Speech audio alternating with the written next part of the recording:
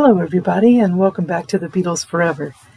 The last video that I did was part one of the Get Back, where I just brought out highlights of what happened before. And so now I'm going to start on part two of the documentary. And it begins with the cliffhanger that ended on part one.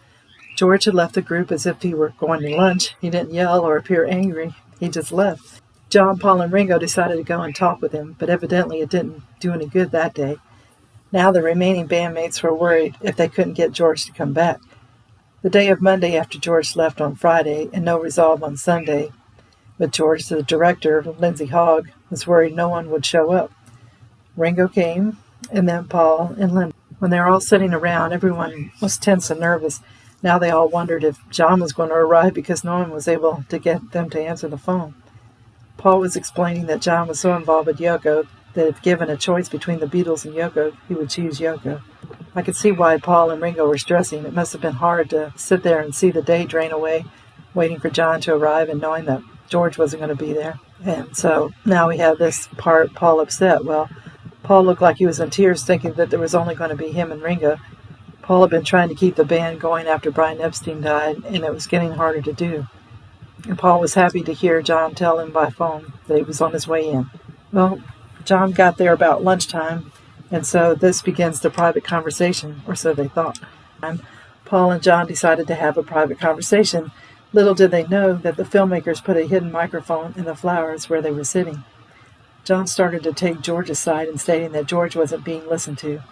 And John said it was a festering wound, and they didn't give him any bandages. John states that Paul tries to tell George how to play, and they should let him play it like he wants to.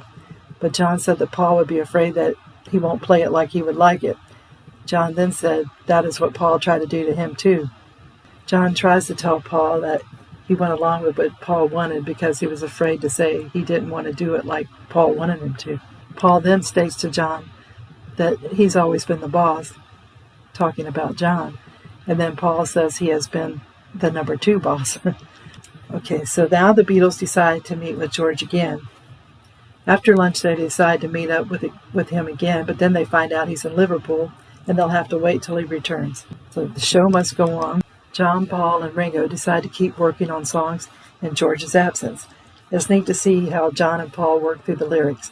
They go through a lot of word changes before they keeping some key ones. And there's a cool scene where Paul and Ringo play the piano together, and you can see how they love the same style of music. The fun continues. Paul decides that he wants to go up on a chain, pulling them closer to the ceiling. They could be like kids at times, which is endearing. On the days after the departure of George, John seems to be more alert and part of the group. Next up, Peter Sellers appears. And everyone's kind of tenses up. Peter was there for the movie that he's doing with Ringo, so I guess Peter felt like he had to stop over and say hi. In this scene, John does all the talking and seems to want to take the upper hand and keep the conversation going. Peter doesn't know how to talk to the group, and he soon decides to leave. And John's sense of humor doesn't seem to work with Peter Sellers. Okay, next we have Paul and John try to come to terms. Paul is getting concerned because there seems to be no schedule, and John wants to come in later in the day and leave early, which doesn't help to get much done. John starts by quoting his help song, and Paul counteracts with, "We need a serious program of work." He takes a jab at John, stating, "We don't need an endless rambling from the corners of your mind." John keeps coming up with Beatle lyrics as if to avoid the conflict, stating, "And when I touch her, I can't hide." And then Paul wants a schedule, and you can't blame him there. George and the band. The gang gets together with George again, and this time things go more smoothly. They decide not to do the live TV special. Another big thing is they decide to move into their new Apple Studio and record the songs there. So next we have Apple Studios. The move to Apple turned the mood of the band around drastically. They had George back, the studio was bright and more comforting, and the band got to sit closer together, which helps and be more creative. John gets laughs when he reads the paper of George assaulting someone after leaving a nightclub with Ringo, and the band played along with the drama. Next, we have the setting up of equipment. We get to see the Beatles sing whatever songs were on their minds while the recording equipment was being set up. John was really with the program that day. I think he was relieved George was back and that Paul was not being the teacher that day. And the band bonded together after a newspaper article stated they were drifting apart. We get to hear them do I Dig a Pony with the words almost there. And then John brings a lightness. Once George returns, John is lighthearted and silly. He's taken the lead, but he and George still consult with Paul on opinions on certain songs. I love with each song beginning, John comes up with some funny intro before starting the song. He plays to the camera and gets laughs from everyone. And John even plays piano for Paul's song She Came In Through the Bathroom Window, which is nice to see. He also keeps positivity going. When talking to the director, he stated that they had 3 songs down, and Billy Preston being the keyboardist really helped them, and that they would get things done. George is determined. Okay, once George returns, he gets along well with all his bandmates, and he looks like he's really concentrating on getting all his guitar parts right. I can imagine he might have felt behind the 8-ball a little bit because all the other members of the group have been rehearsing a little more than he had. He keeps track of the songs when they should be recorded and how things should be going. George is also liking the studio at Apple and the fact that he gets to play every day, which keeps his fingers loosened up and helps him get the songs down right. And Ringo keeps the band on track. Ringo kept time with the beat on all the Beatles songs, but he did more than that. He kept things light and joked around with all the guys. And he was nice to the camera crew, and he was always involved when he was needed. Okay, his eyes may have gotten tired, but he was willing to go on however long they needed him through all the times, and he wasn't given anything to do. He would read a newspaper, and he was supportive. Billy Preston. Billy was the ray of sunshine for the Beatles. The documentary stated he got to know them in 1962 while he was in a band with Ray Charles, and he got to see the Beatles perform. I had never realized that. Billy was in London to film a couple of TV appearances, and he popped in to see the Beatles. You know how it is when you're in a family and you all love each other, but when someone comes in, you really feel a different vibe and everything goes more positive. That's how it was when Billy entered the room. He didn't know, but the Beatles needed a keyboard player, and Billy was more than happy to say yes. Billy brought some soulful piano sounds to the songs and was able to follow through the band on their new songs, and he was quite impressive. Billy was interviewed in 1995 by a group of fans, and someone asked what John was like, and he said he was funny, and he was the boss, and it was neat to hear someone not in the band give his opinion. Billy sure had the magic touch on those keyboards. He was gifted. Paul, as I said earlier, was the most musical, and in the interview that Billy Preston gave, he stated that was the fact regarding Paul.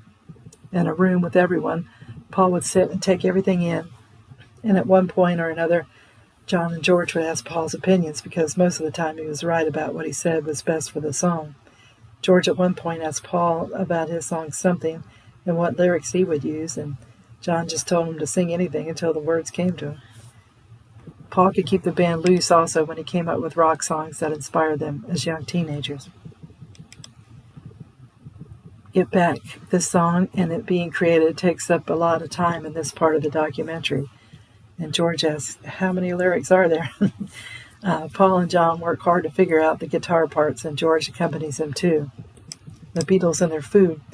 Well, the Beatles were served tons of tea during the sessions. It's probably helped to keep them peppy with the caffeine as well as soothing on the throat. And they were also served toast and crackers and desserts. It seemed like they always went out to eat lunch, which was good to get away from the space for a little while. Because I know when I had a lunch break, it broke up the day, and you felt like you were ready to get back to work once you returned. Mal Evans, he was the road manager for the Beatles, and he was always there in support of the Beatles during this documentary. He sits back from everyone, but he's ready to drop in when needed, whether it's playing tambourine, the anvil for Maxwell's Silver Hammer, or writing down the lyrics as a band comes up with them for various songs. Mal is there. His presence makes the group feel comfortable too. He seems like a good guy. The bow tie. George decides to buy a bow tie that's already made up and ready to put on. He wears it during the rehearsals, and John decides he wants one too. And John gets his and puts it on. And there's a scene where John plays a slide guitar, and I never knew he could play that, so that's neat to see him doing that. Then Paul talks about India. Paul talks to the band about the films on the Maharishi that I believe he had taken, and he has the band's full attention talking about what was on the film. It was all the group that had gone to see the Maharishi. Paul states that they should have been themselves instead of pretending to be studious. And Paul said John didn't look like himself, following the Maharishi around with a strange look on his face. And George asked Paul if he regretted going, and Paul said no. The end of part 2. Michael and Glenn, the producer of the album, come up with an idea for the Beatles concert. Paul had wanted something more than playing in a studio and having people come in and look at them. He wanted fireworks or something of a wow factor. They came up with the roof idea, and that was a great idea. It was something that was there, and they didn't have to go find a venue, something that all they had to do was go upstairs. And it had that naughty boy thing that they've been looking for, where the police would tell them they weren't allowed to do that, and all would be happy. Part 2 should have been labeled A Ray of Sunshine. Part 1 all started well, and then had a crisis with George bailing out and leaving everyone anxious. Part 2 saw the band reunite. They got out of the massive Twickenham studio and into Apple Studio, which was smaller and had better acoustics, and it was more intimate than the Twickenham. Everyone's moods brightened with George's return and the addition of Billy Preston. It was from this point on, everything seemed to fall into place, and it was a great episode. Well, I hope everybody enjoyed the video, and tune in again soon for part 3 of the finale of the documentary, where I will give highlights from that episode. I wish everyone a great day. If you haven't subscribed, if you could, I would greatly appreciate it. Also, if you like it, if you could get a thumbs up, that would be great too. Thank you, and have a great day. Bye.